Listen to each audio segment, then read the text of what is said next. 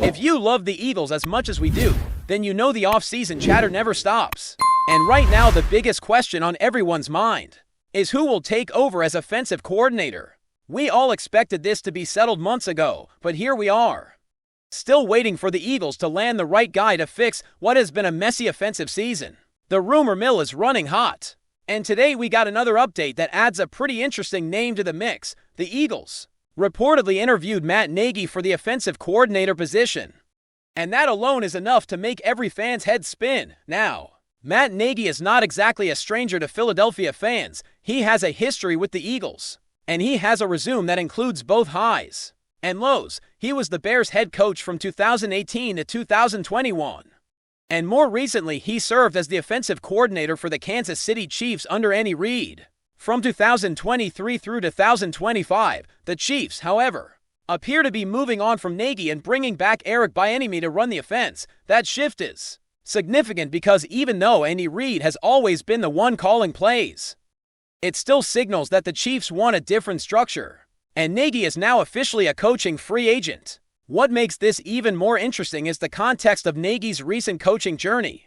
He was a finalist for the Tennessee Titans head coaching job, and he was widely expected to land that role. But the Titans ended up hiring Robert Saleh from the New York Jets, and Nagy was left without that opportunity. Now he is back on the market, and the Eagles have an opening that could fit his experience. The thing is, this is not just about filling a job. It's about finding someone who can bring a new identity to an offense that has been inconsistent. And that's why this search is dragging on longer than many fans would like. When you look at Nagy's background, it is clear why the Eagles are even considering him. He has deep ties to the region. Having grown up in Pennsylvania near Lancaster and attended Manheim Central High School, he played college football at Delaware as a quarterback. And his coaching path is closely connected to Andy Reid. He started with the Eagles as an intern back in 2008 and 2009, then moved up to assistant coach in offensive quality control. He followed Reid to Kansas City and became the quarterback coach, then offensive coordinator, and eventually the head coach in Chicago. So he has that long history within the Reid coaching tree, and he has coached some of the best quarterbacks in the league. But the question everyone wants answered is whether he is the right fit to lead this Eagles offense. And if you look at the numbers, the answer is not so clear. In the 8 seasons where Nagy has served as either a head coach or offensive coordinator, his offenses have been average, landing around 19th in total yards and 18th in points. His tenure with the Bears started with a strong year in 2018, where they ranked 21st in yards and 9th in points, but after that, things declined quickly. In 2019, they were 29th in both yards and points. In 2020, they were 26th in yards and 20th in points. And in 2021, they were 24th in yards and 27th in points. Now, to be fair, Nagy did that with quarterbacks who were not exactly franchise cornerstones. Mitch Trubisky was not the answer in Chicago, and Nick Foles, who Eagles fans remember as the hero of the Super Bowl run, struggled outside of Philadelphia. And then you have Justin Fields, who had moments of brilliance but never fully developed under Nagy's system. So the fact that Nagy went 34-31 as a head coach is actually more impressive than people give him credit for, considering the instability at the quarterback position and the uneven roster. That said, being a solid head coach is not the same as being a great offensive coordinator. And that is where the debate begins, because if you ask me, I do not hate the idea of the Eagles interviewing Nagy. He brings value in terms of experience. He knows the system, and he has coached Patrick Mahomes. But I do not think he should be hired as the offensive coordinator. The main reason is his track record as a play caller at the NFL level. There have been times when his play calling has been questionable, and even with the Chiefs, where he had success. It is hard to separate that from the fact that he was working with one of the best quarterbacks in the league, and one of the best offensive minds in Andy Reid.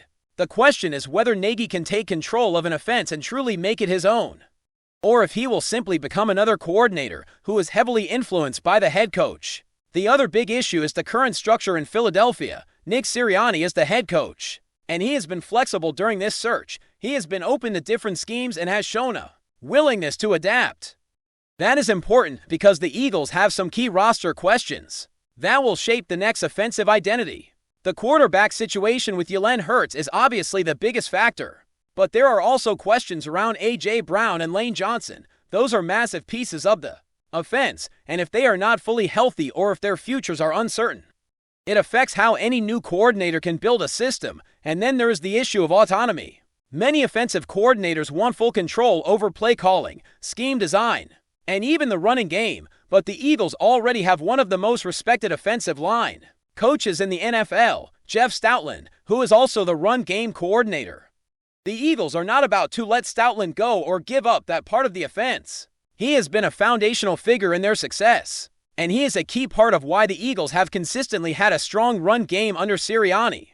So any coordinator who wants to bring in their own staff or take over the run game will likely pause before accepting this job, and that is a major reason why this search is taking so long. At the same time, the Eagles are not just being difficult for the sake of it.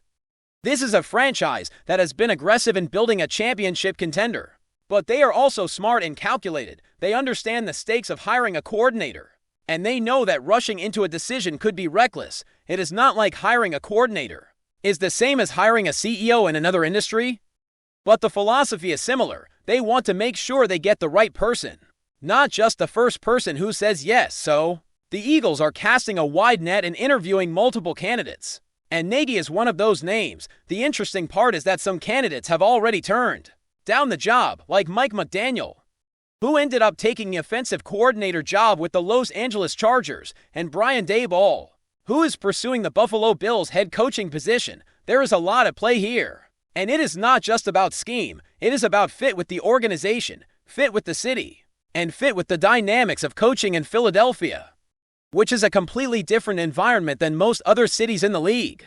The bottom line is that this offensive coordinator search is not just taking time because the Eagles are being picky. It is taking time because the job is complicated, the roster has questions, and the Eagles want to make sure they bring in someone who can handle the pressure and deliver results. And if Matt Nagy is indeed being seriously considered, it means the Eagles are looking at experience and familiarity, but they are also trying to figure out whether he can be the right voice for this offense. And if you are wondering what this means for the future of the Eagles offense, it likely means one thing: change is coming, but the Eagles want it to be the right change. They are not going to rush into a decision just to make fans happy. They want to build something that can compete at the highest level, and they are going to take the time needed to find the right leader for that mission. Now, the question that a lot of Eagles fans are asking is why this offensive coordinator search has taken so long. It is not just because the Eagles are picky or because they are trying to make things dramatic. The truth is that this job comes with a lot of moving parts, and the Eagles have to be very careful about who they bring in. The dynamics in Philadelphia are unique. The media pressure is intense. The fan base is relentless, and the expectation is always to win now. So any coordinator coming into this situation has to be ready for a high-stakes environment where every decision is scrutinized. On top of that, there are questions about how much autonomy the next offensive coordinator will actually have. That is something that has been a major sticking point in this search. Offensive coordinators want to come in and run their own offense, call their own plays, and bring in their own staff. They want the freedom to implement their system, especially if they believe that is what will lead to success. But the Eagles already have a structure in place. Jeff Stoutland is the run game coordinator, and he is not going anywhere. The offensive line is a core part of what the Eagles do, and Stoutland has built a culture and a system that the team is not willing to dismantle. That means any offensive coordinator who comes in has to be willing to work within that structure. They have to understand that they may not get full control of the run game, and they may not have the freedom to bring in their own staff. That is not a deal breaker for every coach, but it is something that can make the job less appealing to some of the top candidates. And when you add in the fact that the Eagles have a quarterback like Jalen Hurts, who has his own strengths and limitations, the situation becomes even more complex. Hurts is a unique player. He is a dual-threat quarterback who can make plays with his legs, but he also needs a system that can maximize his passing potential. The next offensive coordinator has to be able to tailor the offense to Hurts' strengths, while also making sure the team can stay competitive in a league that is evolving at a rapid pace. Now, let's talk about some of the names that have been connected to this job. We already mentioned Matt Nagy, but there are other candidates who have been interviewed or are rumored to be in the mix.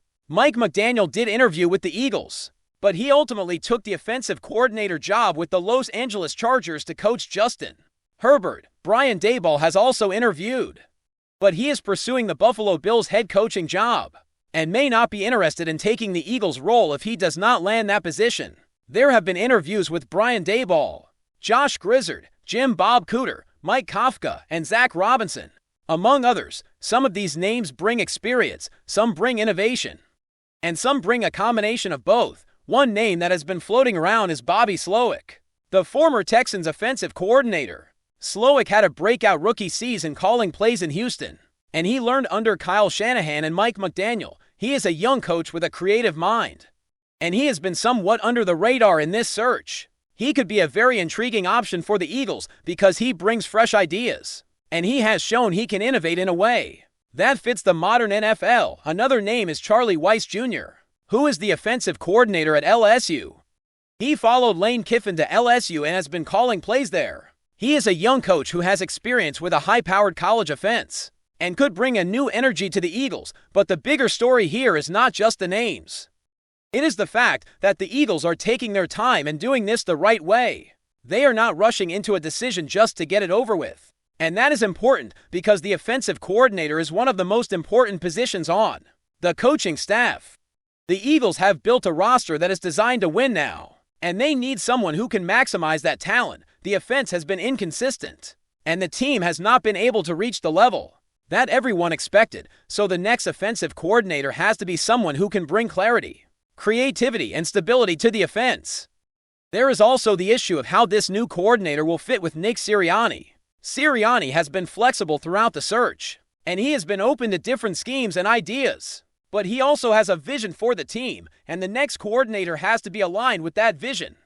The Eagles are not going to hire someone who is going to completely overhaul the identity of the offense. They want someone who can work within the existing structure, but also bring improvements and new concepts that can elevate the team. That balance is difficult to find, and that is why the search is taking longer than expected. Before we continue, don't forget to subscribe to our channel and give this video a like. Your support helps us keep delivering the latest updates on our Philadelphia Eagles. And don't be shy, share your thoughts on the news in the comments below.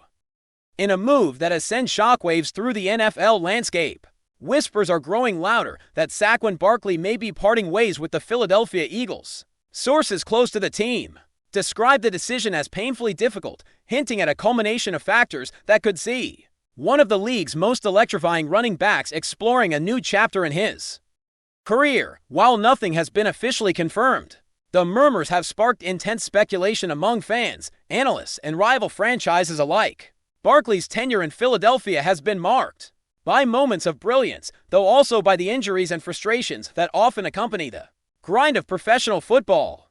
Insiders suggest that both the player and the organization are wrestling with a crossroads. The Eagles aiming to optimize their roster flexibility, and Barkley seeking the platform to maximize his impact and perhaps chase a championship elsewhere. The reports hint that conversations behind closed doors have been candid, highlighting mutual respect yet acknowledging diverging paths. League insiders are already buzzing about potential suitors. Teams in need of a transformative offensive weapon are reportedly circling, weighing the opportunity to acquire a talent who can change the dynamic of any offense. Meanwhile, Eagles fans are left in a mix of apprehension and admiration, reflecting on Barkley's contributions and wondering what the future holds. The emotional weight of the decision is palpable, with teammates reportedly struggling to reconcile the possibility of losing a locker room leader whose presence extends far beyond the field. While Barkley's next destination remains a mystery, speculation continues to mount about how this potential departure could reshape the NFC landscape.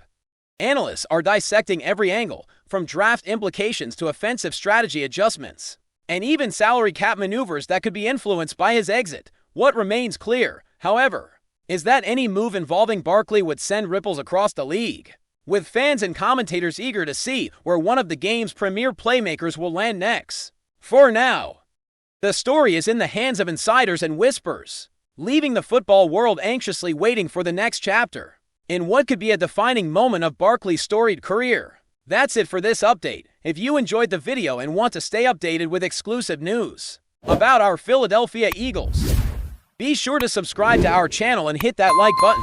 We can't wait to hear your thoughts in the comments. See you in the next video.